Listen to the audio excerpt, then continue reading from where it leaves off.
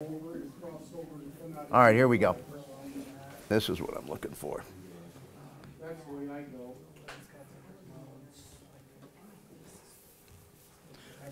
Okay, can you hear me? The reason one of the things I was going to do this morning, and I had dogs in different categories on what drills I was going to focus on based on the behavior that I witnessed, but one of which is a steadiness drill. What this video is a video I took when I was working in Retriever Day School. I was actually doing some consulting for Mike Lardy at the time, because believe it or not, he hired me. And this is a dog named Hawk, and this is Scott Leonescu. Scott, about a year later, had a stroke and ended up actually recovering enough to run his dog, which is truly amazing in itself, but that's not important. What is important is you're going to hear, and hopefully the sound is what we want. I'm going to turn it up. You can hear Mike coaching Scott on establishing a zero tolerance level for movement in approaching the line. He had gone through a classic steadiness drill, and I want you to watch this, and if the sound isn't, I'll narrate. But this is a short video. It's 4 minutes. So let me set the scene, because you're not going to see what's going on in the field. Picture the triple we did yesterday. The birds were spreaded about. Remember the triple in the salt marsh? Just a basic land triple with, I think the middle bird was the last bird down. But there's 3 marks in the field. And this dog is a FCA. He's probably 5 years old at this point. And he's got that annoying little creep forward. Annoying to the point, just enough that they ignored it for a while, and then it just got in the way, and they just decided, no, we're going to change this. We're going to establish a new standard of that sit means sit, okay? So I'm going to set the scene for that.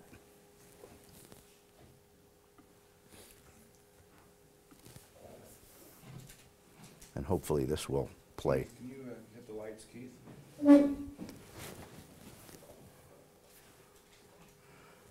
That helpful? That's good. He's going to move forward at the same time. Okay. So you're going to do a sit Nick, and then... Hold on a second. Let me see if I can make sure I get this volume going to the... I'm going to try to get the volume going to the...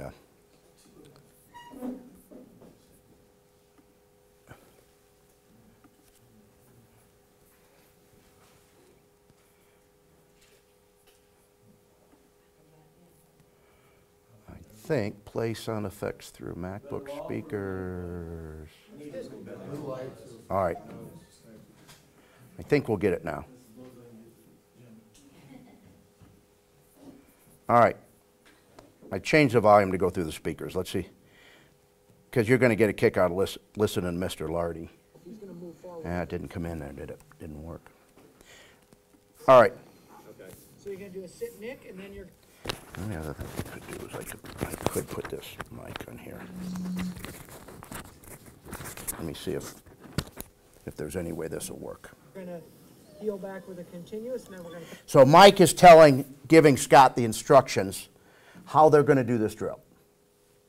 Scott is in the holding bind with Hawk, and he said, any forward movement, you're going to correct sit with a nick, he said. Any forward movement, you're going to correct, and they're going to deny and not let them and pick up the bird. Okay? So remember, there's a land triple. Everybody'd been running it. You can see the group of folks there. But they're going to initiate the zero tolerance steadiness drill standards on a setup. And this is, after you kind of do a steadiness drill and you decide, all right, here are the rules. There's no forward movement allowed.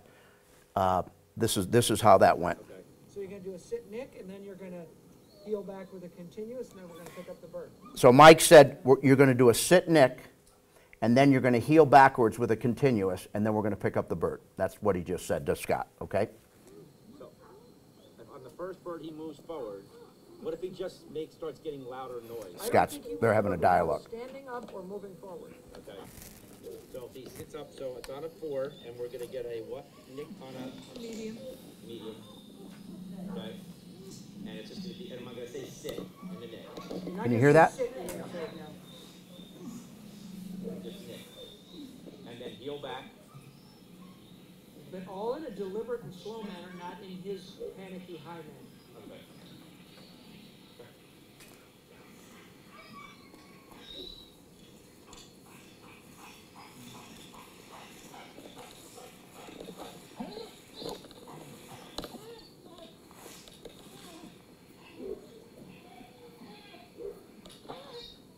See, already I think he's a little too far ahead of Scott.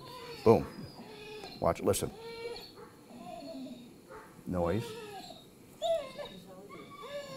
Listen. Mike's starting to twitch. Heel back with a continuous, you're 6 inches off the mat. Can you hear that? Don't go back up. Do not go back up. You hear? I've done that with you guys sometimes too. Once the dog volunteered to come back, you didn't want to encourage forward movement. So let me replay that a little bit. Continuous, you're 6 inches off the mat. Don't go back up. Do not go back up. Okay? Okay, he has already. Stop. Go back in the blind. He's already violated this thing 3 times. You've gone like this and he's taken 3 steps. Sit, Nick. Okay. Sit, Nick. Heel. Don't go back to the blind. That's Mike. And he was crouching. You got to look at his butt. You can get him to the. You got to have thick skin with Lardy, I'm telling you. He said, go back to the blind. Then he went back to the blind. He said, don't go back to the blind. And Scott's going like, which one do you want? All right. We haven't even thrown a bird yet. You got to tell him what to do when he gets there. Watch his 2 front feet. Here. Here. There. Good. Sit. That's buffering a little bit. Give it a second here. So the right-hand bird goes off first. And just pick, it's fairly well spread like our setup was yesterday.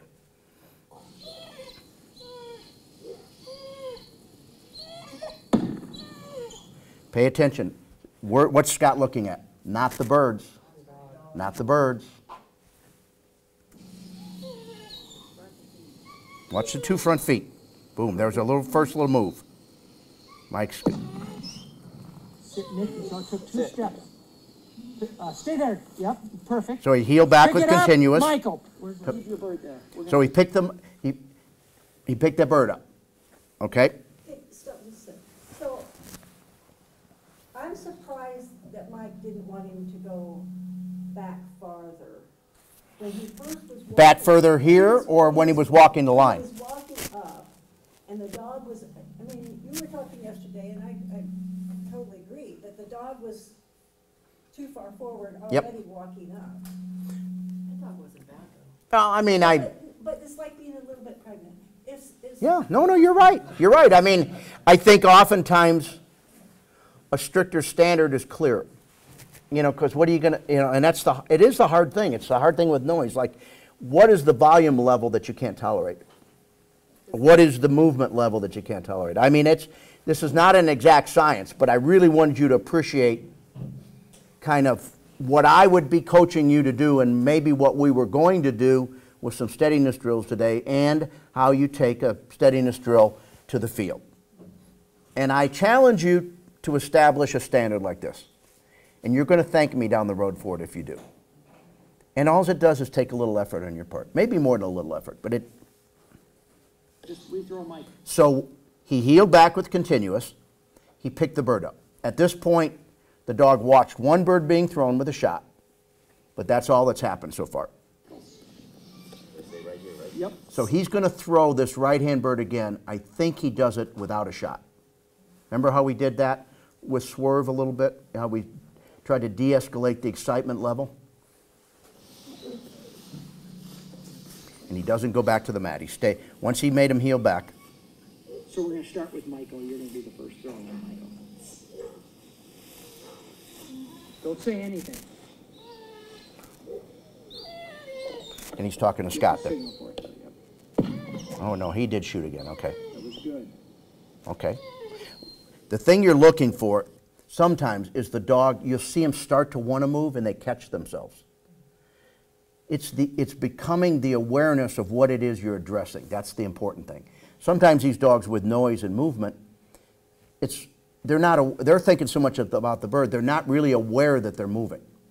So the steadiness drill and some of these drills don't necessarily fix it. They just create the awareness and the understanding of what the pressure is being used for. The clarity, because the key to pressure, to any direct pressure, is a clear understanding of what the goals are on the dog's part.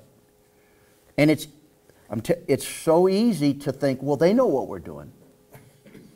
But going back, and again, this is a 5-year-old FCA FC that's run a couple nationals. This is not a young dog. And this is when things start to erode a little bit. But this is the procedure I would suggest you use for a period of time. So he shot and rethrew the first bird. I think he's about ready to signal for bird 2. Sit, Nick. Okay, I got to go back because do you see the movement? That was good. Okay, that's the rethrow of the first one because I replayed it. Boom. Sit, Nick. Yep, there's a move. And again, heel, continuous. Pick your bird up, Tommy. So he leaves the first bird on the ground still. The first bird shot, he's not going to rethrow that. Only going to rethrow the bird he moved on. But it kind of, just as you said it, I was reacting. Oh, okay. I don't react as quick as you think it. Scott's always got a rebuttal.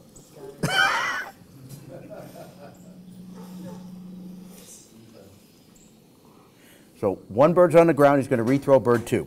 No shot, Tommy. You can just throw on Did you hear him say he took the shot out of it? He said, no shot, Tommy. Somebody's phone's going. It's that. 86. We didn't have to deal directly with the noise. All we had to deal with was the movement because it came together. That's not to say he might become well, he's not going to become a steady, noisy dog. He'll never be really steady. No, we want to set the example that any movement forward results in not getting the bird, rethrow, got to get corrected. Okay. Is it only front feet? What? It's only That's pretty much the end of that. But I just wanted to recap the procedure for addressing movement. And this is a fairly basic, for an all-age dog, a fairly basic set of marks. But when he came up, he addressed that the dog, I would address that the dog doesn't get ahead of you en route to the line. It's not only the correction with the collar, it's the denial of continuing the process of getting to retrieve. There's 2 parts to that. So, my dog, he's solid at the line, so I do HRC stuff. Yes, sir? He's solid at the line when he's getting his birds, but then once we move to the honor bucket is when he starts to creep. So what would the process be for that? I guess, like, because this last weekend, by the time the 3rd mark was thrown, he was a couple feet ahead of me. On the honor. On the honor. Is he watching the birds or the dog? Sometimes the dog, when they get funky on the honor, they're more interested in, because it's more the competition with the other dog. Right. He watches both. Honestly, he looks at the bird and then the other dog. So I guess in training that, when he creeps, would the correction be sit? Yes. And then Yes. Then re-heal him? Is that? You know, I go back and forth on that because even though the rehealing is not forward movement, it is movement. Right. Now it depends how far he creeps, but the key is you catch him in the act of moving. If you watch the dog, I encourage you guys, you can film yourselves. Everybody's got a darn cell phone. You can buy a cheap tripod with a little adapter, and you want to film from that angle. the dog next to you. You don't, and you want to watch your behavior, where you stand. I strongly encourage you to do that. Almost all these cell phones, you can put it right on your smart TV and you watch it at night and say, am I doing what I think I'm doing? But the key to addressing any of these behaviors is the timing of your communication. I talked about Pat Nolan a while back, and they were teaching these, well, Eric's done this a lot, the scent detection with not just search and rescue dogs, but I think they were actually, at this point, they were teaching these dogs to identify COVID. And they've got a whole wheel with these canisters in it, and one of the canisters has got the scent. And there's a behavior that the dogs do to alert that they've acknowledged the scent, okay? And the reason I'm bringing this up, because Pat talked about when they give the communication as essentially the reward marker. And I think they use yes, or they had a word. Initially, that word came with some sort, I think they did it with probably a treat of some sort. But they needed to identify that yes created the real positive understanding that what I just did. It's essentially a version of clicker training. But the key to all of that is the timing of the communication. And here's what Pat said. He said, if you were late and a dog stuck his nose and he walked around and he identified the odor. If you were at all late and the dog started to leave the odor, when you gave the reward marker, pretty quickly the dog started to think that leaving the odor was the behavior you wanted. And how quick could that happen? So if you're dealing with head swinging, if you're dealing with creeping, the timing of the communication to not creep has to be in the initiation of the behavior, not afterwards. And not just, and I think of those landlines. Did you hear me a handful of times say, great whistle, great timing? And it wasn't just because where the dog was, because that handler identified a change in behavior that was just starting to occur. And when you blow the whistle, you're telling the dog, stop what you're doing, I want you to do something else. You're saying essentially no. You're giving him feedback. That makes perfect sense. So I'm sitting there on the honor bucket, the minute he lifts his bucket, all that should be a sit nick. Correct. Now there are things one can, and again, you're not always going to get this right, but if you understand the significance of giving immediate feedback, and how it gives the dog a clear understanding of what it is you're drawing attention to. You know, when people talk about markers, it isn't just reward markers, marking behavior. It's anything that you are trying to identify a specific behavior. And, you know, telling your dog good dog after they've retrieved a triple and they did something really powerful a minute and a half before probably doesn't clearly resonate with the dog exactly what you were trying to reward. But if you get the timing right and you just think about that, you will go a long way, A, in being better about changing behavior, either rewarding good behavior or discouraging bad behavior. And the other thing that it's so critical on are on blinds. When you're really in tune, half the time when you blow the whistle at the right point, the dog almost already knows what cast is about to happen because you've caught it right as he was starting to think, I want to go here. And you blow, and that whistle says, no, I don't want you to go there. But the crosswind fades are classic. We saw that on those landblinds yesterday.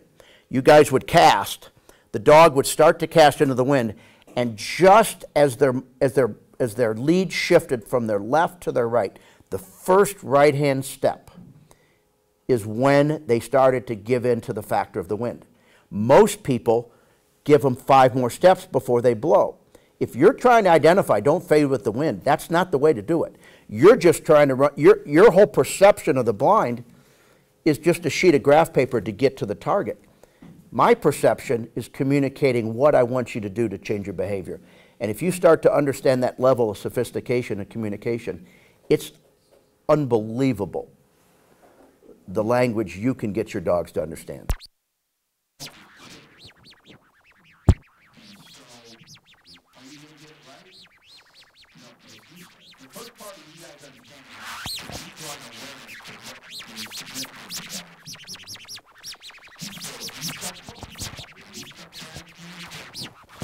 Behavior on anything you're trying to do, you're going to have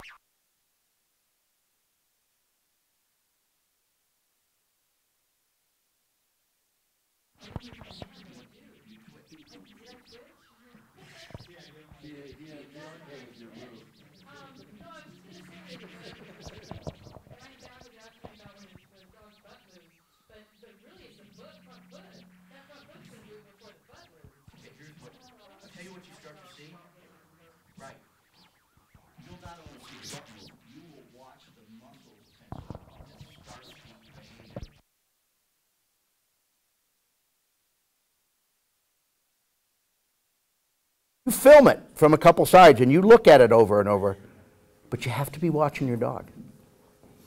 You have to be watching your dog. And that post-delivery creep, the dogs that you watch, when you take the bird out of their mouth, you'll see them start to shift their weight. But you wouldn't correct there, or you would? Yes. Oh, you correct on the shift? Yes, Not- I correct not on sit right there. Okay. And the correction may not be a collar correction. The correction may be just a verbal, don't you dare. Don't even think about it. I do have one more question. So you correct on the sit, it already says correct on, sit, Nick, and then move back? Well, that's what he did. Okay. I mean, I said I go back and forth. At that point, do you want to discourage movement? Now, I think what Mike is saying is that he is drawing attention to not moving in the direction of the retrieve, but rewarding not moving or coming back. And then at which point is the bird picked up? After you've gone back? The bird gets picked up immediately after the correction. It isn't really significant. I don't know. Is it significant that the dog watches the bird get picked up? Because when I do a steadiness drill, I may throw 6 retrieves before I reward the dog by sending him. This all starts with, and have you guys seen a classic steadiness drill? Because if you haven't, I'm going to explain it real quick. And I probably have a video of it, but I'm not going to spend time chasing it down. You either get on a mat, get on a place board, get somewhere where you have something. You know, half the time if I'm looking down and I see that square in the tile, I can gauge that much movement. I've got a marker of some sort. Sometimes I go right to the back of the mat, so that if their foot goes on the mat, I know they've moved, right? Or I can see it. So what I typically do with a steadiness drill is I put a single gunner out in the field and I give them ducks, I give them white bumpers, I give them orange bumpers, I may give them a duck call, I may give them a blank pistol and a boom tube. So I'm going to start with kind of the standard shot and a throw, probably with a bird. Most dogs, if I've decided they've got a real, the reason I'm doing the steadiness drill, they will move there to some degree. Well, I will make a correction on sit, just in the timing that I said, and then I will de-escalate the excitement from there. I will either throw another duck without a shot, and if they move there, then I may throw a bumper instead of a bird, and if they move there, that's when you noticed how with swerve, we actually got, and I've done this with many dogs, where then I make it a less attractive throw. Just a little flip with no noise. Sometimes it's just a little bit of our motion, or it may be just literally dropping the bumper. But if they look, and because they've seen it thrown 7 times, and it's not a hard mark, it's 60 yards long maybe, or it can be shorter. But once the dog volunteers 0 movement, you send them. okay? And then you start to escalate the excitement. But at the end of a 15-minute drill, what you hope to accomplish is that dog that you see him starting to move, but he catches himself. Now, you're saying, wait a minute, you were correcting him when they're starting to move. But that, you know, anytime you're doing these things, whether you're trying to sharpen up a loopy sit, or whether you're trying to, you know, when you watch the dog start to identify what it is really that you're looking for, and he starts to try, now you're going to start to reward effort. And I'll now not only send the dog, I'll say, you know, I'll try to give him good dog in the act of him catching. And then, because what I did for years, and what you see so many people do, is you come up and you do a set of marks, and you shoot the bird and the dog moves and you clobber him on sit, and then you send him anyways. And it becomes the whack and send syndrome. The dog just thinks he gets hit, then he gets a duck. He doesn't try to change the behavior, he just thinks, well, I guess I get whacked and I pick up a bird. And I did it for years, and you know, it made me feel good because I corrected him on sit, but it didn't help him on the next time. It just, he started to associate the behavior with, that getting hit before he got a bird was just what happened. And it really didn't help. So the denying of the retrieve was the process of starting to modify and change behavior. And then the steadiness drill itself is and especially when you're trying to establish a new and higher standard that you didn't have before. That's the hardest part. And that's where you say, shame on me for letting this get away from us in the first place, but we've all done it.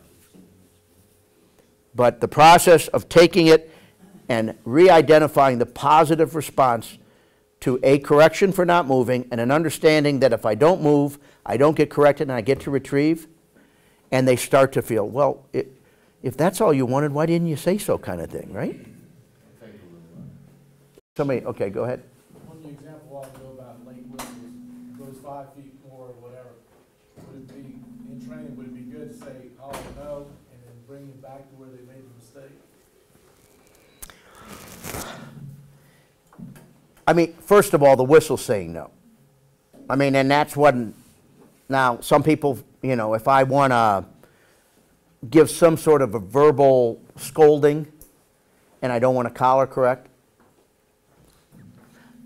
I don't feel like, for example, bringing them back to that location is clear. Here's why I don't like that. Do you understand the difference between direct and indirect pressure? Direct pressure is sit with a nick, here with a nick. That's all. You're putting pressure directly on a behavior that you're trying to motivate. Indirect pressure is the first thing that happens after direct pressure. In other words, the dog starts to fade with the whistle. You stop him. You give him a cast. He starts the cast and he scallops back. You blow and you're using direct pressure on sit. But the first command after the direct pressure is the understanding of indirect pressure. So what was the reason I corrected for fading? If I bring him in, that's, in my opinion, is a miscommunication of what it is I corrected for. I didn't correct him for not coming in. I corrected him for not changing direction with dealing with a factor. There are times where you have, I'm not saying, and I use attrition as a substitute, as another form of pressure. The indirect pressure of there's direct pressure just on the demand of coming in. But when I stop them, then I repeat the cast that I wasn't getting. So it's direct pressure on coming in, even if it's direct pressure simply by a firm come in or a no here. And then I stop them and I repeat the cast. But I want the first thing to happen after direct pressure to be why I use the pressure, which is the failure to cast into the wind.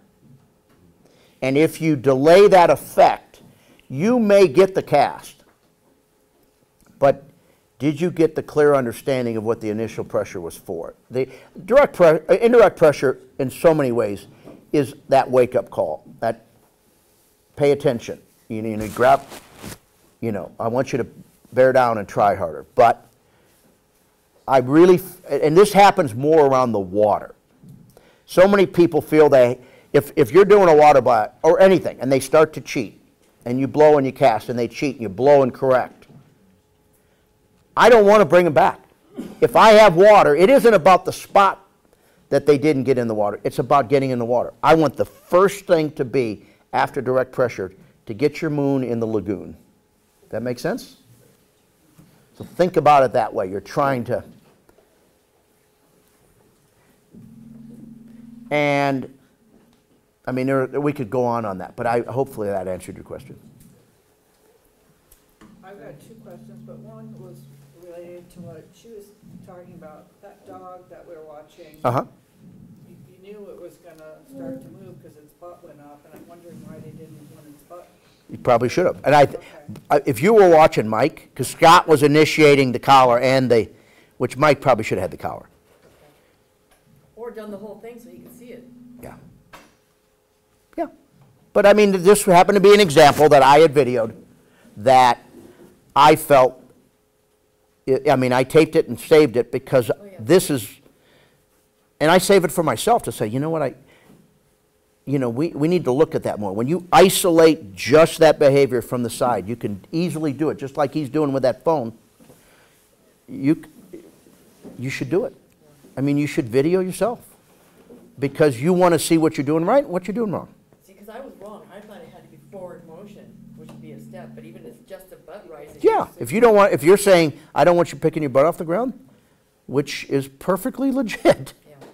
So, okay. But Pat, Yeah. to follow up on what you were saying, just want to make clear, because it sounds like it would be much better if, when you, even on a landline, that if the dog isn't taking your cast and you do a come in, sit in the field, that it's much better to try to get that cast again than to bring them back all the way back and try to start over. Well, if you're bringing them back, the correction is the attrition.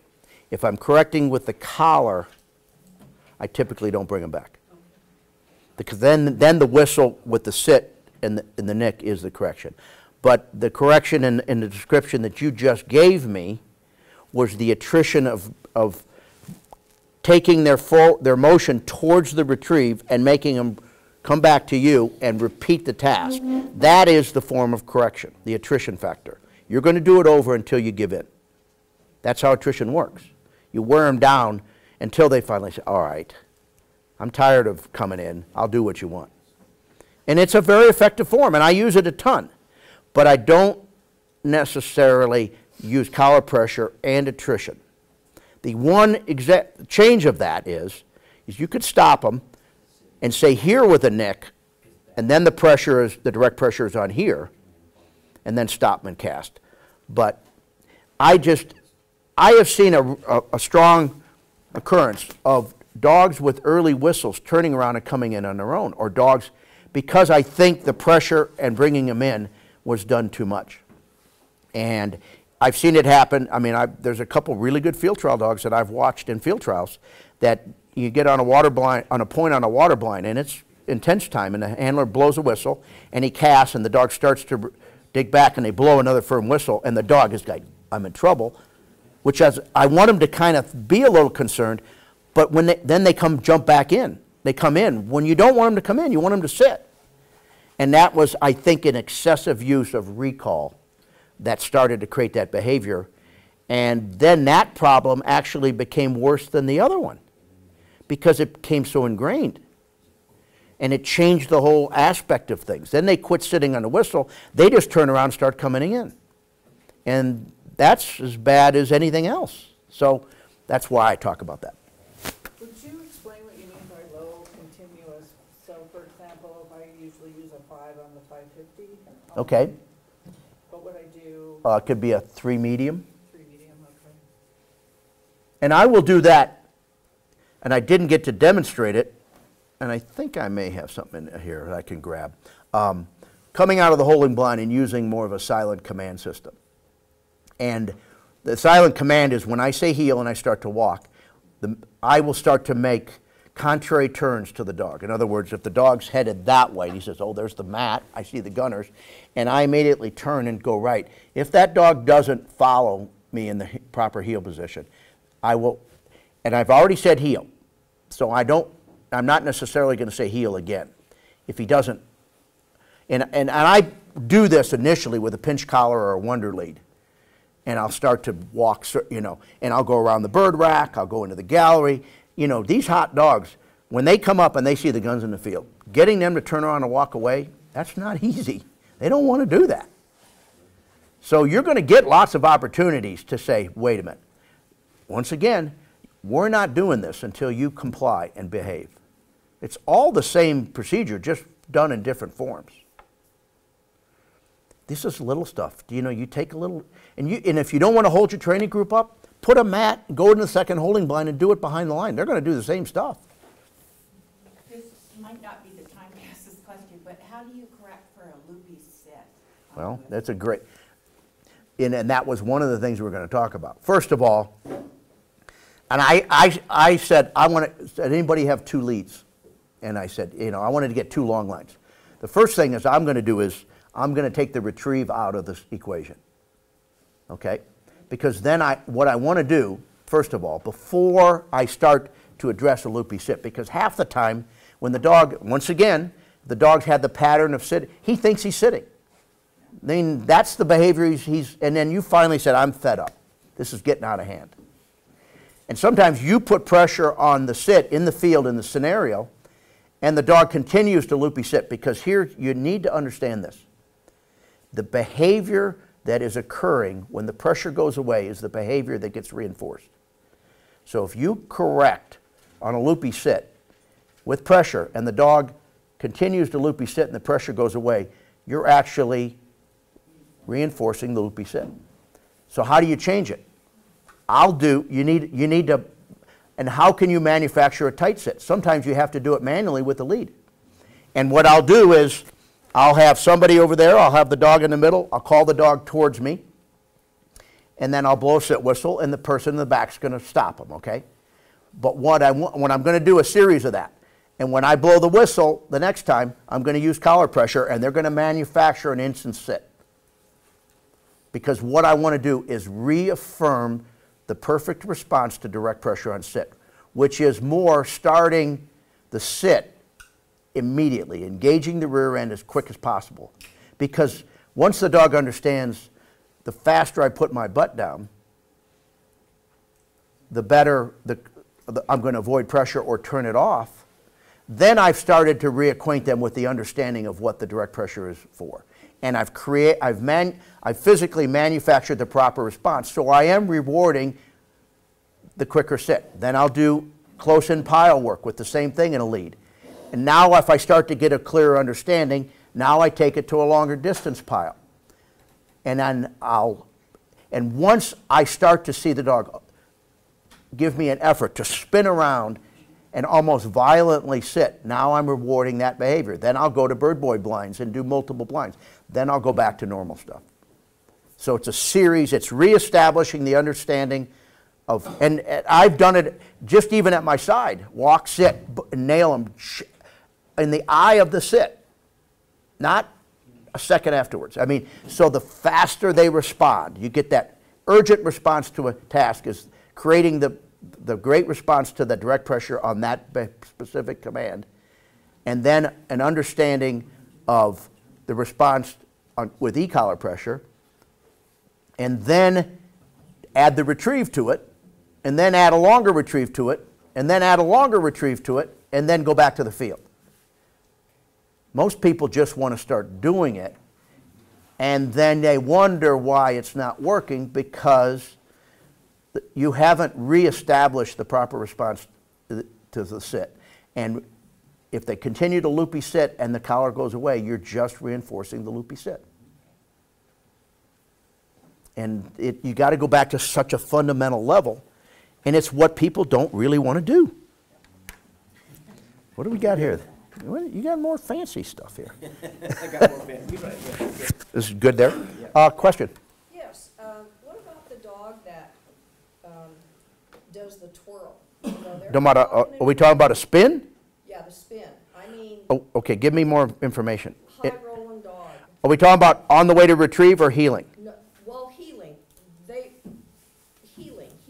You're going up to to holding blind heeling, and you're not going fast enough, they're not violating it by going in front of you, but they're trying to just spin, because you can't go fast enough for them. They know they have to stay with you, but they're literally. I think you initially have to put a lead on them and just not let the spin happen. And so at that point, the command is heel, correct? Because you're walking the line, you've told them to go to heel.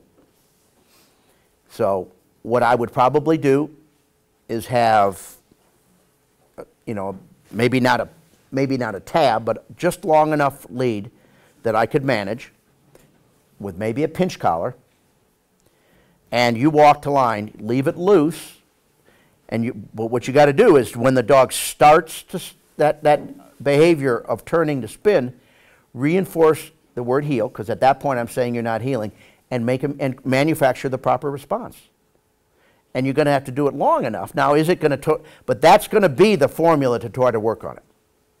Now, I'm not saying it's going to go away, but I would do, and don't just do it once or twice. Maybe you do that for a month on your route to line, and you never take him off lead. Maybe then you go to a tab, or something that he can just do the whole retrieve with the tab.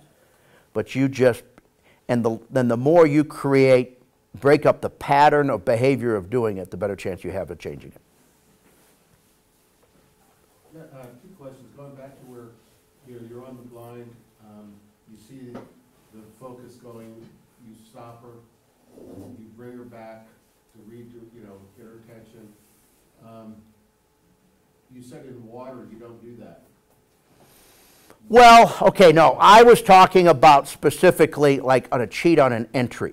Okay, like, for example, okay, the double water blind we did. Remember that? On day 1. And on blind 2, there were a few dogs that wanted to run down the road on the left, correct? They started in and they didn't want to get in the water.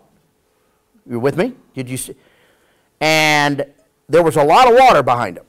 Okay, so they went in, started to go down the road, the handler blew, cast them towards the water, and the dog turned and ran down the road further. Okay?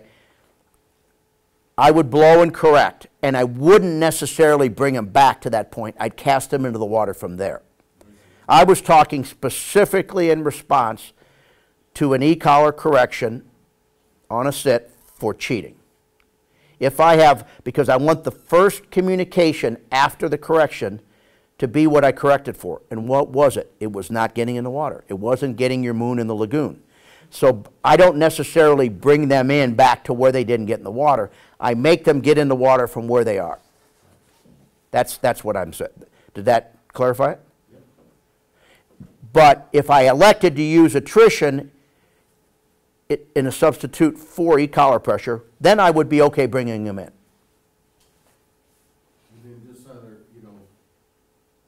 If a dog, sometimes they come back after a retrieve, they run around behind you and come up and sit next to you. Good or bad? I don't like it. Not allowed. Well, I mean, it's a form of parading. You know what parading is? When some dogs get really bad at it. They kind of take the bird and they go behind you and they wave at the gallery and all right, they do their little end zone dance. I mean, the reason I don't like it because it is the beginning of the erosion of disciplined behavior. I mean, and sometimes with some dogs, it's that they want to hang on to the bird longer. It's the beginning of maybe sticking or freezing. Why don't they want to come into heel right away? Because maybe but take care of the little things like that. A lot of times, if you keep the standards on those little things, your big things in the field, I guarantee you, every one of your dogs, the minute you touch the door handle on the truck, they're assessing you. They're saying, are you going to make me listen today? And they're going to try little tiny things. And once they kind of start to develop a pattern, I mean, if that's their state of mind, but they don't do anything by accident. Nothing. Everything they do is for a reason. That's why I'm so fanatical about not taking your eye off your dog. You're losing. And now I just want you to start to, and don't just watch your dog, watch other dogs. Because usually those are the early warning signs of the erosion of discipline. So often people deal with the cough and not the cold. They deal with the symptoms and not the problem. The problem is a general lack of discipline for the rules. But it shows itself in many ways. So one of the most significant aha moments for me, before I even turned professional, was the 1984 National, when I went and I threw birds and shot flyers for Rex Carr and 4 female handlers, Delma Hazard, Judy Aycock, Leslie Carnes, and Betty Schrader. 6 dogs, 4 female handlers. And we went to that National, and I was the grunt. I was Evan. I mean, and I loved it. I was the guy in the boat planting the blind, but I watched Rex prepare for that National, and I'm telling you, Rex Carr, there's nobody in history that has trained and made amateurs win more Nationals than Rex, period. Never ran a field trial, never ran a National himself. But I could go through the record books and you'd be blown away how he turned people just like you into National winners. I mean, I heard story after story. Now, there were some fantastic dog people, but a lot of them weren't. And Rex, but what he did is his coaching of people. It was old school. You know, old school coaching. Who's my Hoosier guy? Who knows Bobby Knight? You know, that was Rex's style. It was tough. But what he did, why I brought this up, is throughout the course of that National, we were anticipating a water blind in the National. And you're 5 or 6 series into the National, and these dogs are building. They're getting charged up. And they've hit a couple tests hard, and they're starting to, you know, you can just feel it. I go, what's he going to do? You going to go do a water blind? He went and did, you remember our first set of marks? With the flyer, the out-of-order flyer? He did a secondary selection set of landmarks. He knew that those dogs, because they started to build, they had the I'll take it from here attitude. And he knew they weren't going to select. And he corrected these dogs on failure to comply in a selection, and it carried over to the water blind. That's indirect pressure or indirect training. So the problem was a lack of teamwork. It wasn't just a water blind. It was a general pattern of behavior.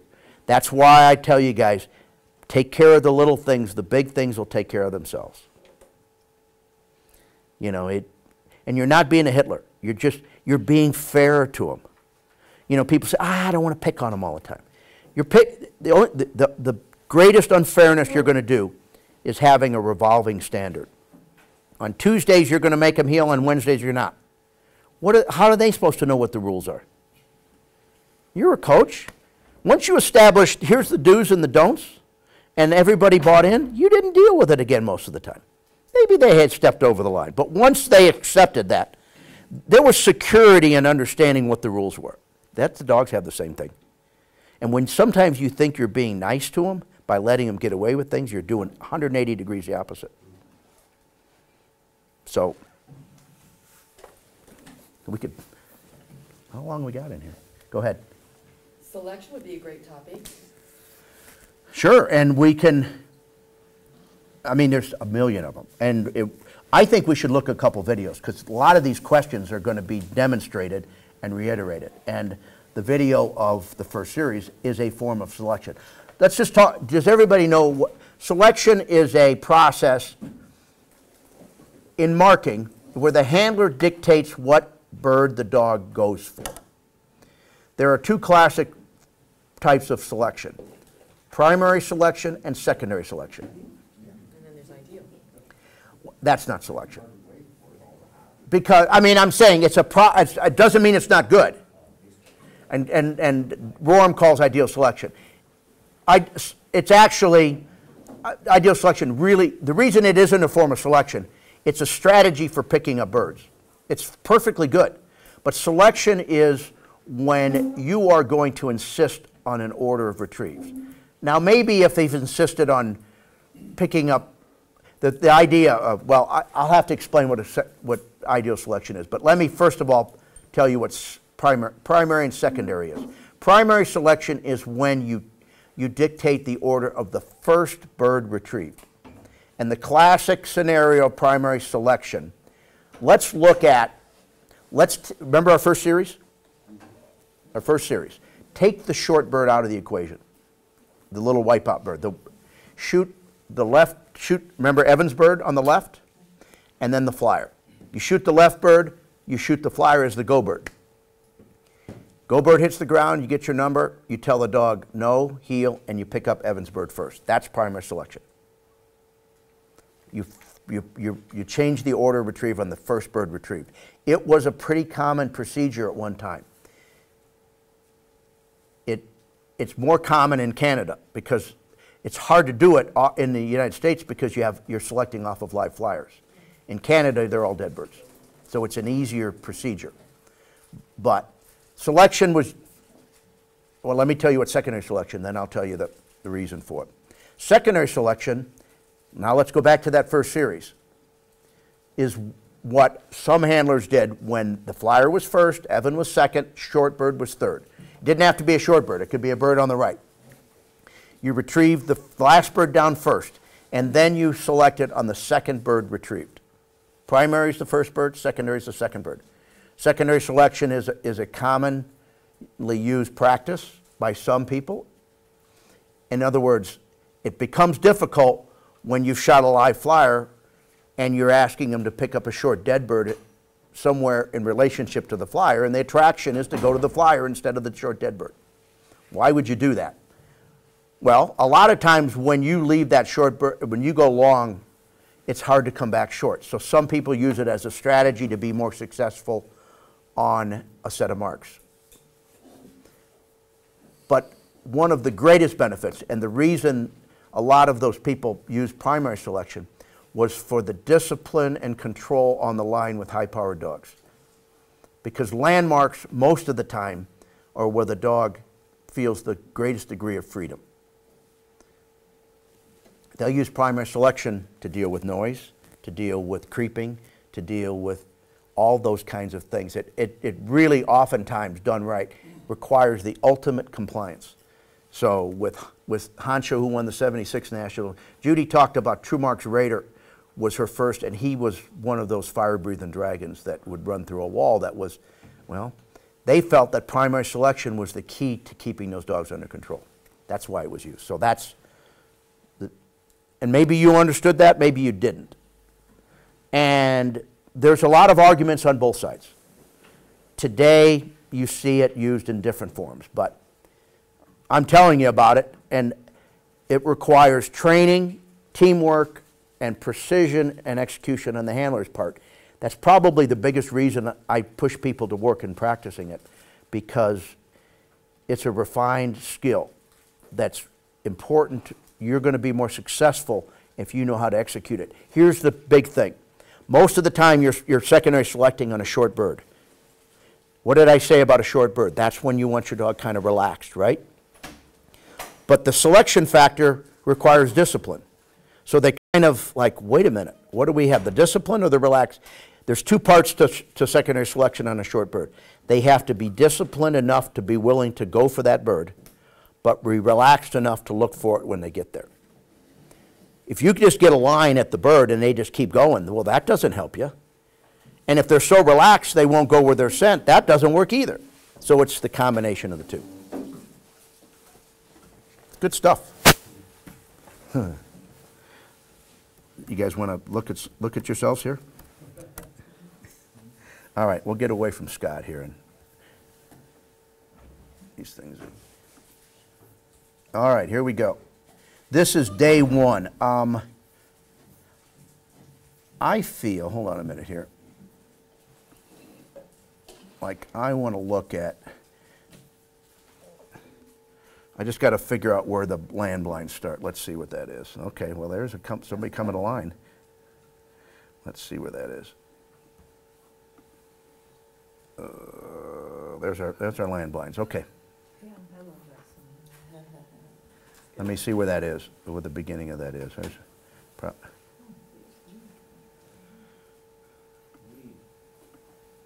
Okay, those are marks. You know that you do this and you stay up at night labeling all the videos. I know it can be Is that cat getting ready to, okay, we're still marks there. I want to make sure, what I want to make sure, okay, I want to raise a hand. Is anybody who's a handler needing to bug out real early? Because if I can try to prioritize and get you to see your video first. No? Okay. I mean, we're still only 10 o'clock, so. Yeah. Okay. Well, let me try to find, I'll try to pick up, I mean, I don't have you, do you know how far down you ran on the landlines? Yes, yeah, the double landline, we did. I was right near the last. You were near the end. I've got the running order. I think I was the last dog. He was the last dog. Last dog on Friday. Last dog on Saturday? Yeah, on the landline, see. Let me go ahead and grab one and see where we are and if we can figure out. All right. Okay, well, there's our look at the landlines, right? Yes, and, okay, there's our poison bird guy over there. You guys familiar? Can you see that cursor? He stood here and he threw there, right? Blind number 1 was right here, correct? Blind number 2, see, this is a no-see-em factor. This is the path that, when you go over the hill, led them in the direction of the poison bird. Okay? That's the bush right there that I said I would make sure I'm left of. Remember, Kat? Remember when and you know, but you happened to be first. But there were still a number of people that went up and their dog showed up over here. And when the wind's blowing from left to right, which it was there, and the poison bird's on the right, getting this cast to there is not easy. And if you, and this is more of a game day strategy. And I don't know if you heard, but if I have a hard crosswind blind, and I have a dog that I know isn't great in casting into the wind, the best advice I have ever received is, you snap a chalk line, so look at my cursor, from there to there. Okay? Don't let them on the downwind side of that blind. I'm not saying you can be way upwind. You still have to run the blind for the judges. But what I'm saying is, when you start the blind, let's say maybe you do end up here, and you get cast on your online, and the minute the dog starts to cross the line on the downwind side, and I'm saying don't let him get on the downwind side, I'm saying don't let him establish momentum to the right. So many people blew, and remember what, half the people were over here. I mean, judges have already closed their book at that point. They ain't watching anymore. If you've had 3 cast refusals and you are over here when the line's over there, it's game over. So when that's the case and I've got a dog and they start to curl, let me put it this way. I'm not going to let them to the right, get to the right of that round bush. Everybody remembers where that round bush was, right? In relationship to that blind, that short blind. That was remember, the blind was between that bush and that little one there. It was right there. So that would be my right corridor from a strategy handling standpoint, not from a judging standpoint. So anyway, so let's see. Okay, here's how it's going to work. You come to the mat. You signal, you're going to signal for the poison bird. We're going to shoot and throw the bird. I will give you a number. After you get your number, you're released to run the blinds. Kat, I think this is you. You're going to run the right hand blind first. It's going to be good. Then the left hand blind. The gun is going to then retire, and then you're going to pick up the mark last. Got it? You always, a couple things you always want to make sure when you have diversions. Are you calling for the diversion, or are the judges doing it automatically? That's question one. Did everybody hear me giving that instruction yesterday? Okay. Is the judge going to release you by giving you a number, or are you on your own? Because if you talk to your dog before you get your number, you're out. So pick it up. This may be, okay, this. Oh, this is test dog. You didn't know? What did he say? How much is it worth to you? Let me give you a little bit of advice. I mean, here's what I'm going to do. I'm not going to pick you guys apart because we all make mistakes. But I am going to draw attention to a couple things that would have helped your cause. All right? If everybody gets 1 or 2 takeaways, this time is worth it, is it not? And I promise you that mistakes that that one person makes, you've made as well. So, first part of changing behavior is awareness, correct?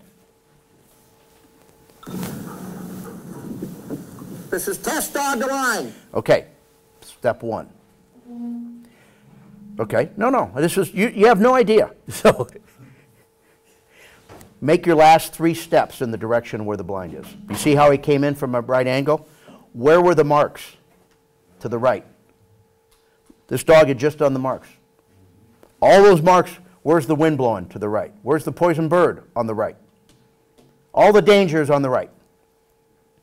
When he's walking up, I guarantee you, let me go back here. We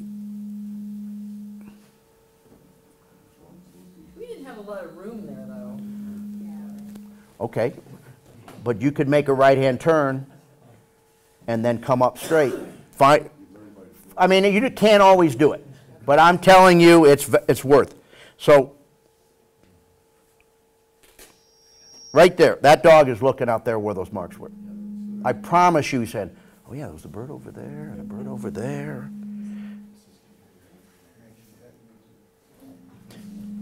You see where the blind is? Right there. Where is his attention for the last 5 steps? So he should come up here and then back up and then reapproach? Well, I would probably, if there was any way I could, I'd find a way to backtrack and come up. Okay? All right. Eli's thinking, is this going to take long? No, I'm just going to... Test dog the line. Okay. So with that though, so if you're doing like the marks are shooting off and then you got a blind, like you know them off the marks and then you do blind, would you walk up and face them towards the blind and then? I mean, it's a great question. Did you hear everybody hear the question? I usually come up facing towards the mark so I have something to know off of. Okay. But in this instance, I wouldn't be facing towards the previous set of marks. And it happens big time when there's a big field on one side and water on the other. And if they're walking up, staring out in that field, hoping there's a bird out in the field instead of in the water, their mind is, remember I said, what's number 1? A-S, attitude. If their attitude and fix is on land and you want them to get in the water, you know, you're already 1 strike. Okay, so you're pointed right at the mark. Okay, there goes the signal.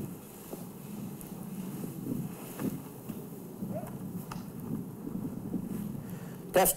Okay, a couple things I'm looking at. I'm going to give you a little information. Let me get. Okay. Okay, so you're pointed at the poison bird, right? Which is what you want to be. Watch the dog's tail. I'm already saying, ruh-roh. I mean, he's pretty, I mean, maybe this dog, some dogs do it all the time, but he's already saying, I'm a little loose, right? What's he do? Okay. Now, the other thing is, see, where is that dog's, he's standing at his butt, okay? You know how much you hate close talkers where they're like right here in your face? I want to be the close talker. I want to be in their space. I'm doing something disciplined. I want to be right on their shoulder. I want them to know I'm there. Mainly, I want to be on their shoulder, I'm going to word it differently. I want their shoulder to be at my knee because I don't want to move up to their shoulder. I want to make them come back to my knee. That simple movement, that's one of the little things that help take care of the big things. All right.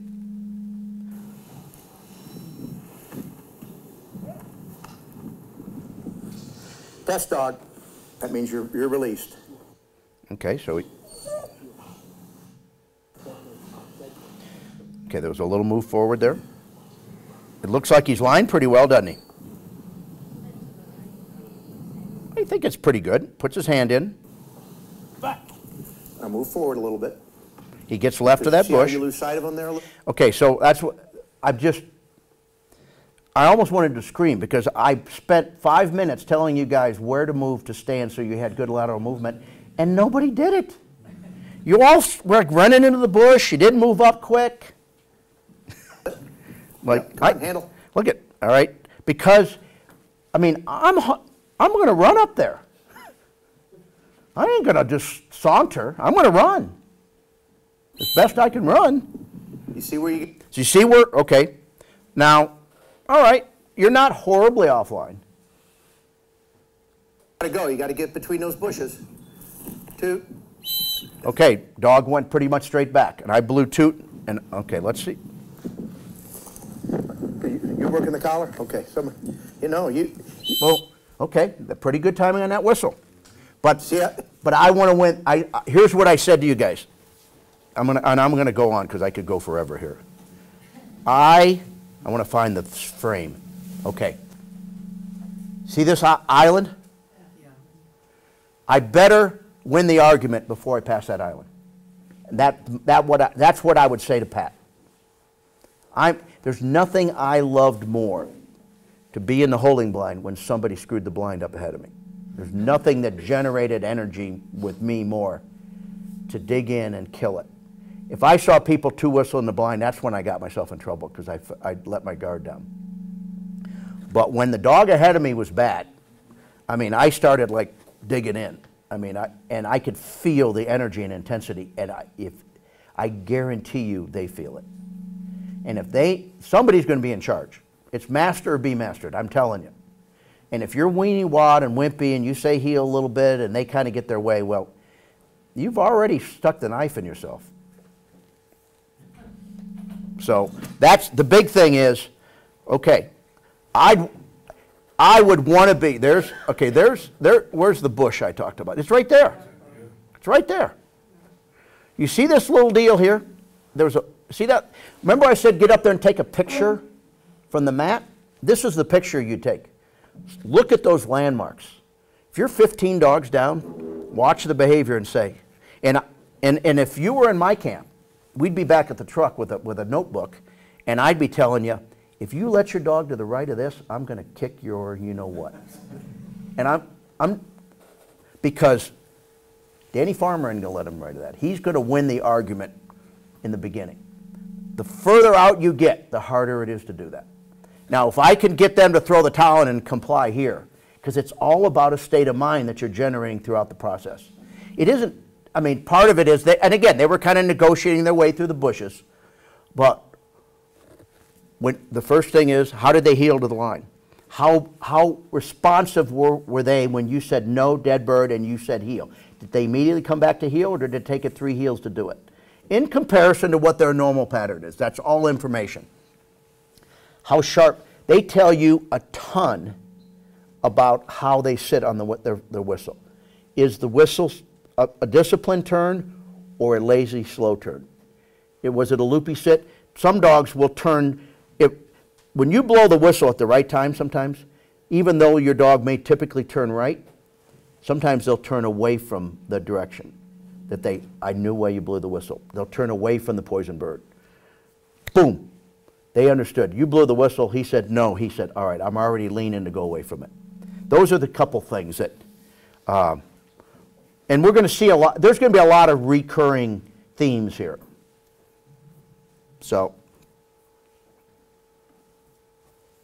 all right, I just got to remember where that one was. Help me with the numbers. Is that, anybody, this is you again, isn't it? Yeah. Okay, because I can see your sweatshirt. Okay, so that was 18. All right, Cat. Okay, this is after test dog? Yeah. All right. Win it on the mat, even if you don't get the great initial line, you need to change their attitude when they hit the flat, if they show any rightward tendency. I'm repeating what I just said. If you let it develop, it's harder to change. Stand right there. Passes this bush, you can move forward. So you want to take advantage of that. You at least want to get up here on the short blind. Because you saw what happened with that dog? he made the break to the right, and when you were standing here, he didn't see it soon enough.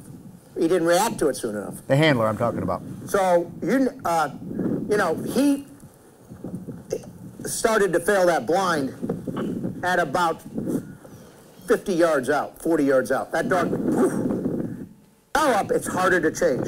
All right. If you, All right. other than that. Okay, we're going to move on from that because I'm repeating what I just said, essentially. Okay. We're going to show the before and after video. But I'm just going to show you a couple things that you could have done. I'm not going to throw the, I don't need to show the end, but here's the best thing you can learn when you watch this kind of stuff. What was the first red flag? I let her get too far. No, I'm talking about in the dog's behavior. What was the first thing she did that maybe you didn't recognize that was the beginning of the end? The sooner you can see that stuff. And you watch every dog. When you go to an event and you watch a hard blind, watch every dog. Watch, because the better you become a student of reading dog behavior at a distance in those situations, the better handler you're going to be.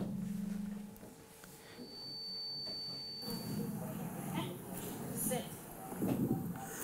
Sit. You're getting ready for the SRS with a camera guy in front of you there. Yeah, I know. Okay, so there's your poison bird. Remember, reacquaint yourself with the blind. You signal when you're ready. I will give you a number. After your number, you're on your own to run. It doesn't look like that out there right now, does it?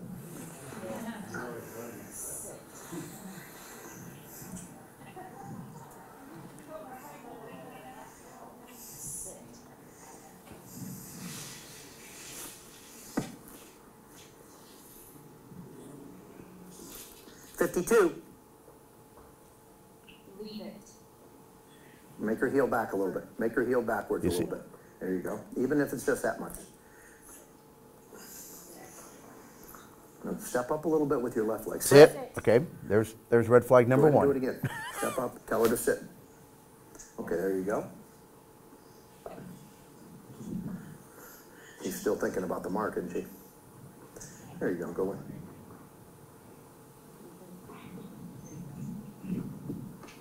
Back. Come on. Okay, the bush that would have been helpful to be left of is right there. Okay, all right, so I was... Now remember what I said, guys, about winning the argument. Okay, what's she doing? Okay, move forward now. Ooh, you got a pretty good cast, but come on now, you got a lot of work to do. Okay, remember I talked about when the shoulder changed? When did that happen? Before she got over that patch. Hey, listen, I've been slow on whistles plenty of times, so I mean, okay, so I'm going to show this dog, here's my rule of thumb. When you're given a cast like that, when you lose sight of the left shoulder, can you picture what I'm saying? You see the dog's left shoulder? You're one step too slow. Actually, and here's another way of putting it. Okay, well, let's watch. I mean, the minute you quit gaining ground, gaining ground is getting back on the line. That's what I'm going to use. Does that make sense when I say that? The minute you quit gaining ground is the instant you start losing ground. So if you can, you ever paddle a boat across a windy lake and you're finally getting it there? And if you take a rest, if you wait for the wind to start pushing the boat back the other way, you got to do it darn near kills you. But if you slow down for a second and you keep paddling before the boat starts to, when you quit gaining ground, the momentum is still in your favor. But if you let the momentum shift, you've made your life a lot harder. And in my opinion, in hindsight, right there, I'd have blown right there. If you'd have blown right there, you had a shot. Maybe even because you had a long way to go. Because she had a pretty big lateral change, I could see blowing right there. That's when the shift happened, okay? Yes, but come on now, you got a lot of work to do. You see how it shifted See, now it's shifted hard again right. And we get a little bit of a loopy sit to the right. See, those are all the red flags I'm talking about.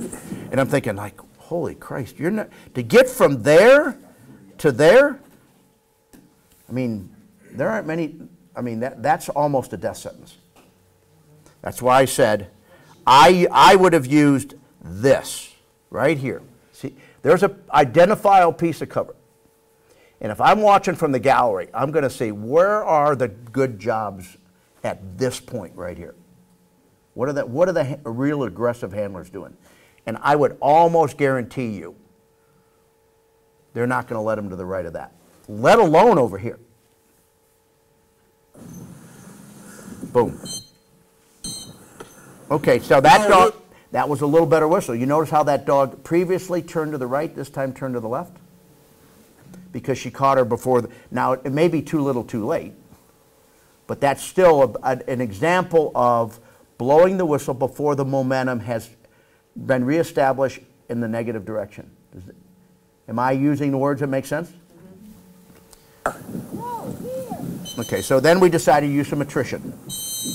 And she blew a sit whistle. Let's see if it works.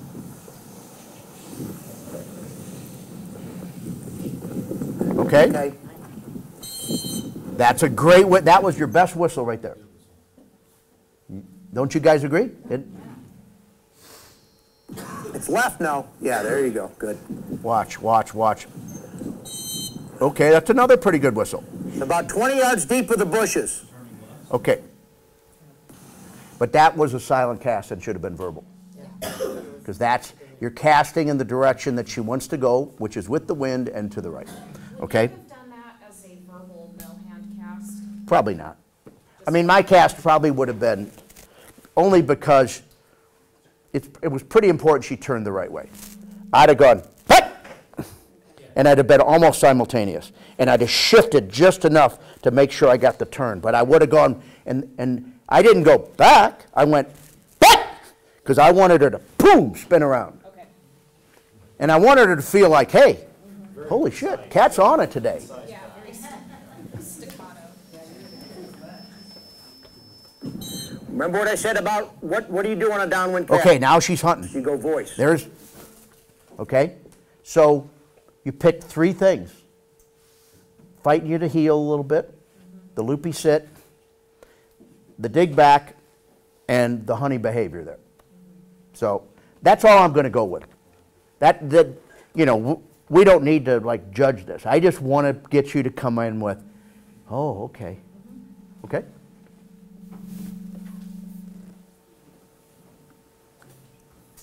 Okay.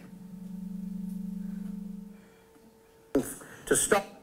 All right, hold on. Let's look at here. Okay, there you go. Let me see. All right, Bodie Miller, I got you up there, buddy. I didn't Bodie up there. Potbelly Stallion.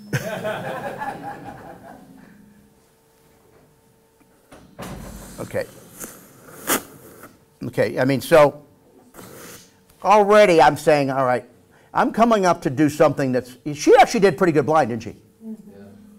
But I'm just saying, I'm going to just tell you what if you were in my camp, I'd say, all right, Bill, let's you're kind of looking at the blind, she's starting to jump ahead now. Just right in that little bottom there, that little flat area. Yeah, you started a little further up, didn't you? You can see better.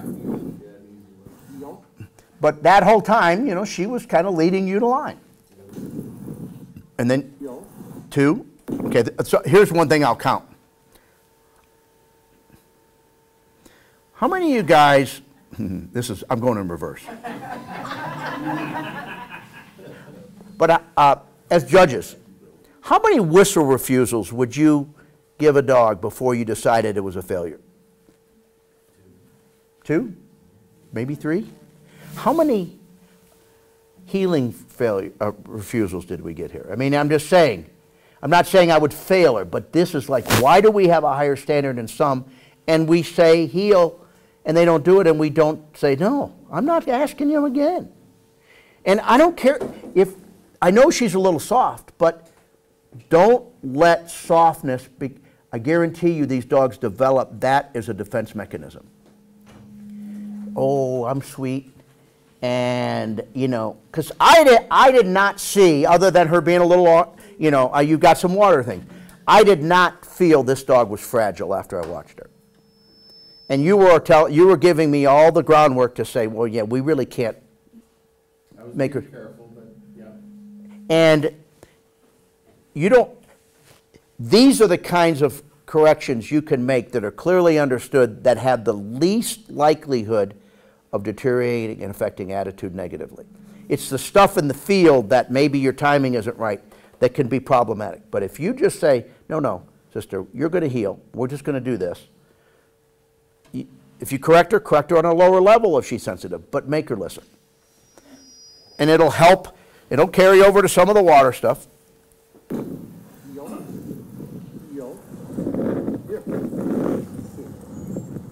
The best way to do a crosswind land blind is don't let them on the downwind side to the end. Is there an echo in here?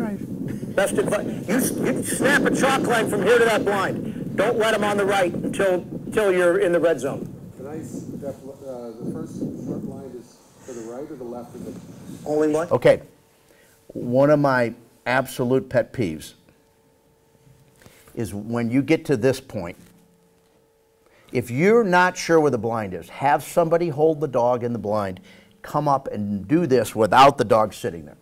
Why? Because they're so disengaged. First of all, the dog's kind of like, now this dog not necessarily, but they're already deciding where they're going, and you don't have any say-so at this point, because you're not even thinking about the dog. I want, when you come out of the blind and you go to the line, I want it to be all business. This is like, I've got the wheel. There isn't this disconnect between the dog and the handler for a period of time and then an attempt to reconnect. And if you're in my daycare, I send you back. I said, go back 3. If you come up like that again, I'm going to make you go back to the end. If you want to come look at the blind and you don't know where it is, then come up ahead of time and find it and demand to look at it. But because that dog's going to feel that you have an indecisive handler at the wheel, and they're going to take advantage of it, or they're going to be indecisive themselves. When you are strong and firm and you're the leader coming to the line, they don't put up a fight half the time. They know you're in charge. You don't have the battles. And when you come up a little bit frazzled and not certain, and you go, now what are we doing again? Huh. Okay, that makes sense. I'll go postal on you, I promise you. I know your attention isn't on that. Right. So those are some of my must-dos.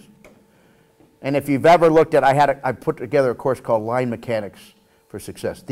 I've got the pre-snap checklist for those things, and I guarantee everything I've told you I've talked about there, like know where it is, know where your handling deck is.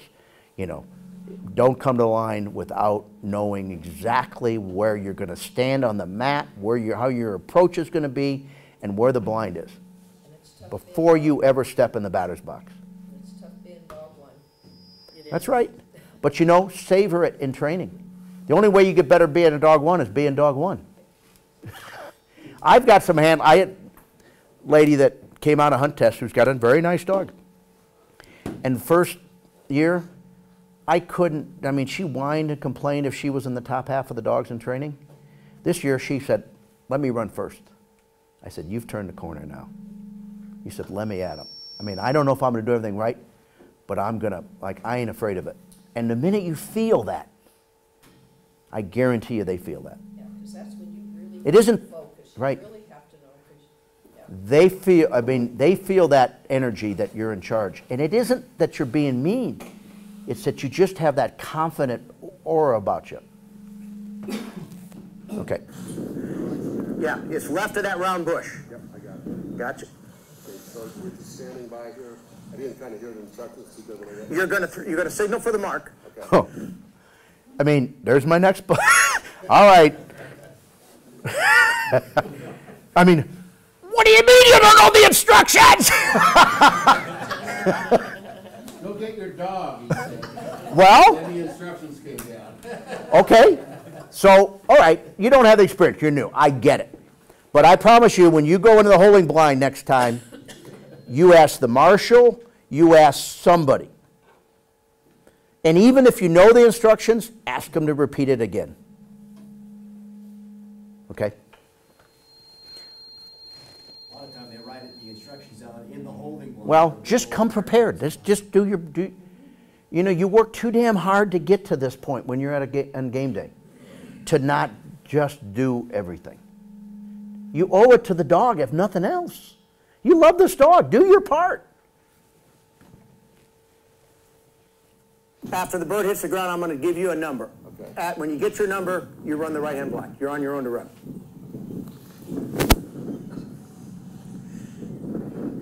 What I just said about not letting them out is the best advice I ever got.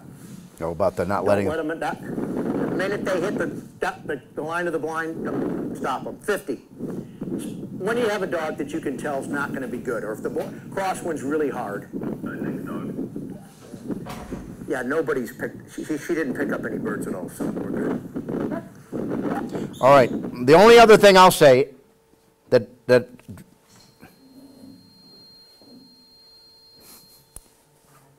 not like I've got a lot to pick on, is it? Do you think that dog can see that hand? No. Okay, here's where my hand position's going to be. Right there. The tip of my fingers are going to be right there. I want, just do it for yourself. If their hand's there, but boom. I want it in their vision, but not blocking their vision. I want them to be aware of it. Another instance that hey, wait a minute. Hey, I'm here, dude. That's something that I observe all the time. I would say probably 80% of the handlers that come to the line in the hunt test and a lot in the field trial, they all put their hand down, but most of the hands are a lot of times 6 inches behind the dog's head. And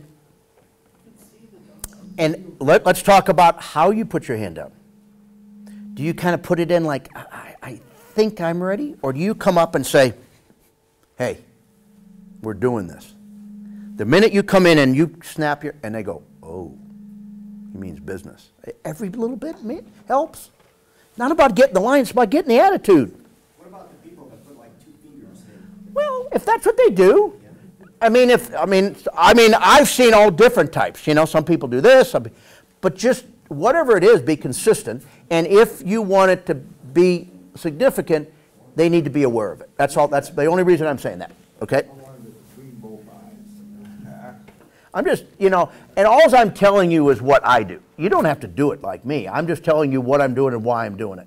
But I mean, if the purpose of it is a cue to the dog, right? Yeah. Which is why you're doing it. If the dog can't see it at all, why? It isn't a value. Emotions, and do you know why you're doing it? Right.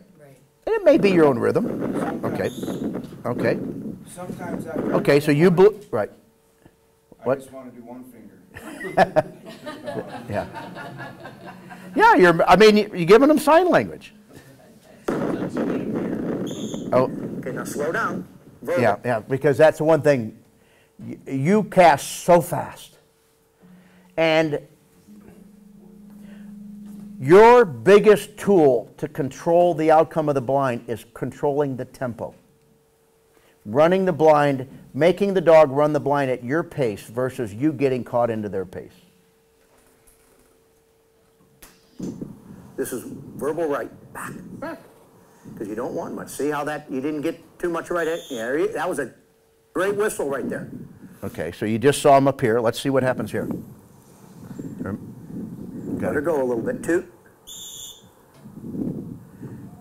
I give her right hand with a little voice. Now maybe, I'll tell you, my corridor, let me just give you, like I'm thinking if I'm running game day, I would think most judges, you don't really want to be left of there, and you don't really want to be right of there. That would be kind of like most judges, I'm thinking like, all right, what in their mind is their corridor? That would be probably it for me. Doesn't mean I'm not going to get out of it for a second, but I'm not going to leave them out there. That make sense?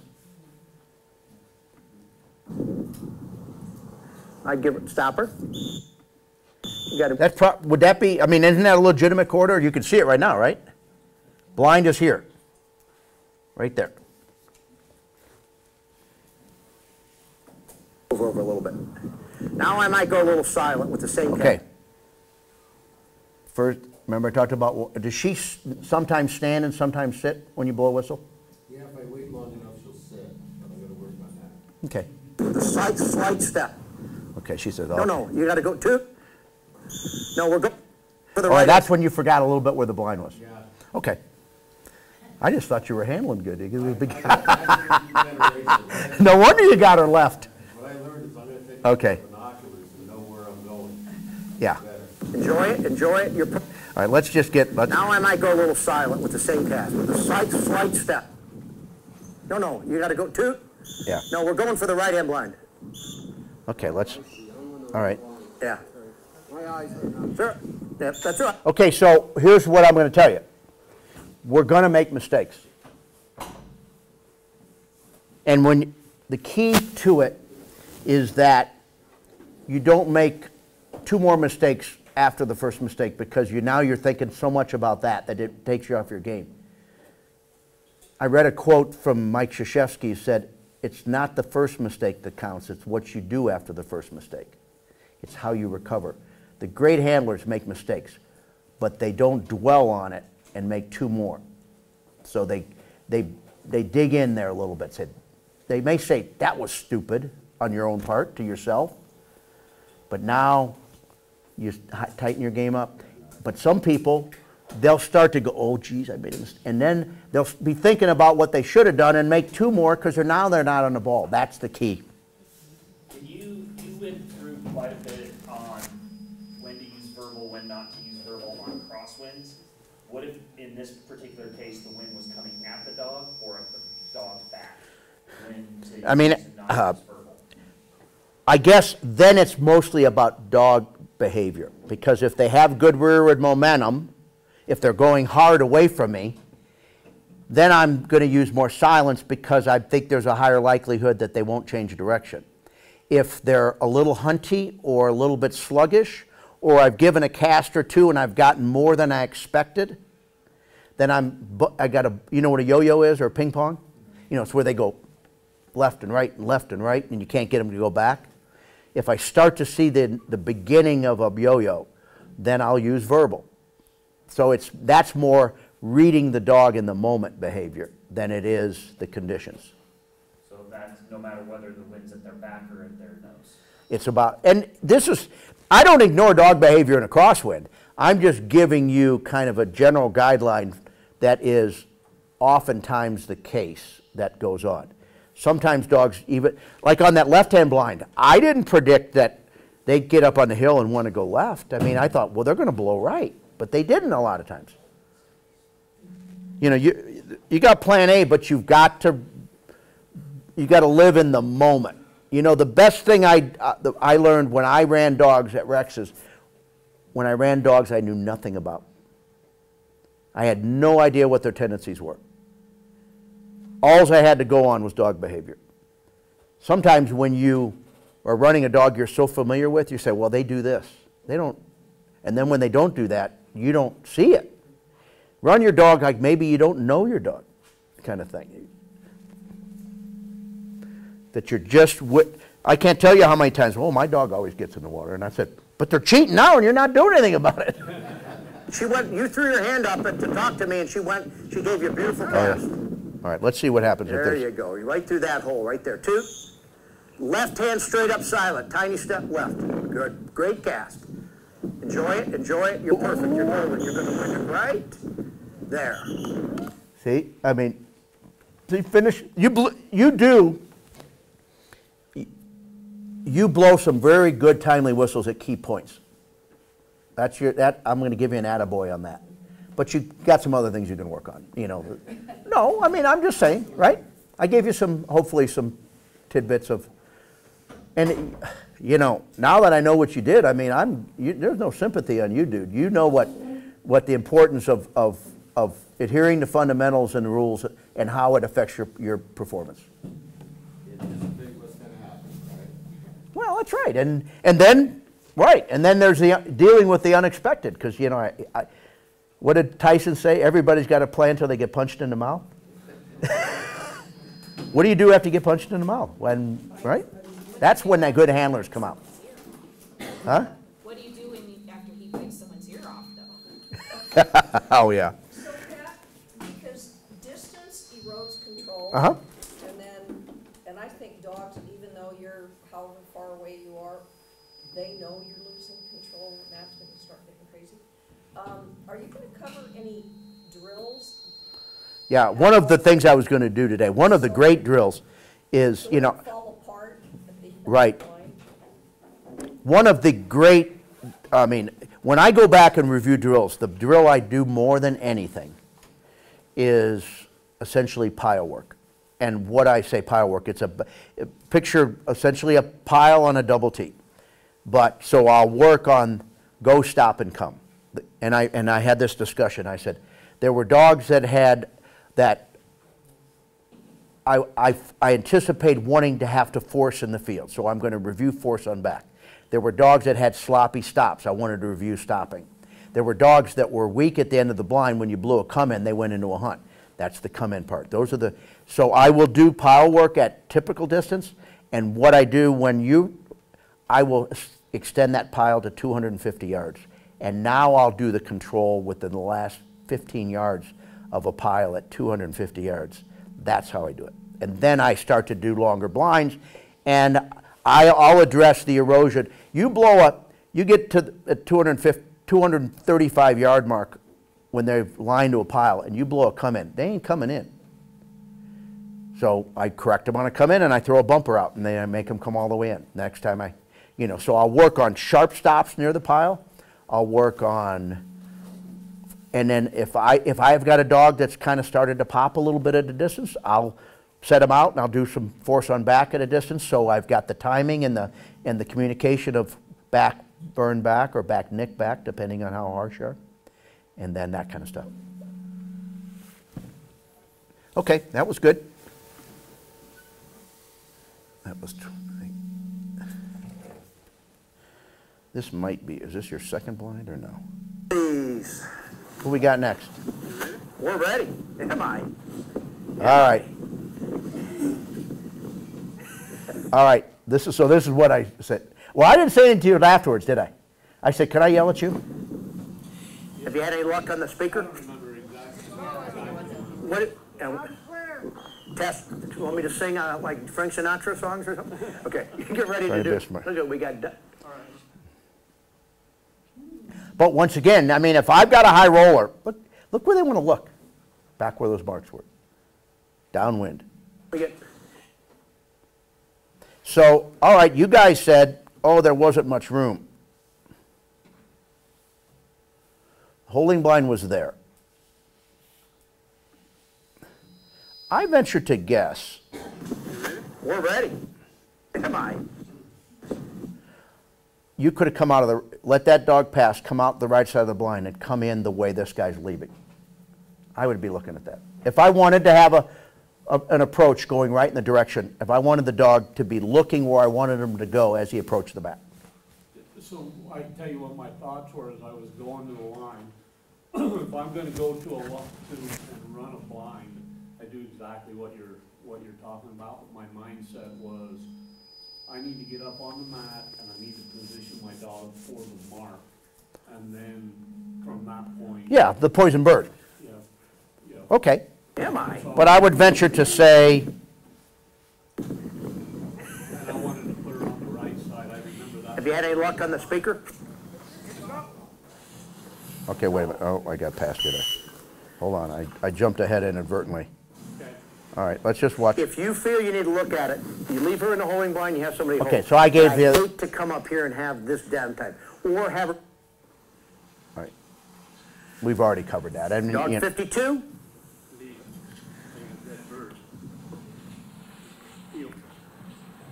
All right, this happens once in a while to me. You see how this thing's froze? Have you ever? The video's still going, but it's not going up there. You see? Oh, really? I've had to. Or sometimes it'll stop like the video and audio will keep playing. I've had that happen when I've done this with an HDMI cable, and sometimes I have to actually shut the computer off and then reboot it, which is a pain. I can't hit this. Huh? Okay, let's try that. It's still frozen on my computer.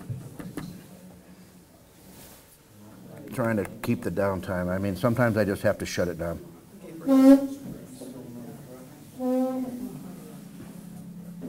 Sorry about that.